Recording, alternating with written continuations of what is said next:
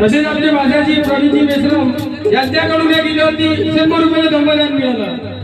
आणि तसेच आज ज्यांच्या 5व्या पुण्यस्मरण आहे त्यांचे नातू सक्षम आणि गौरव यांच्याकडून पण या गीतावरती 50 रुपये दंबदान मिळालं. आणि त्याचप्रमाणे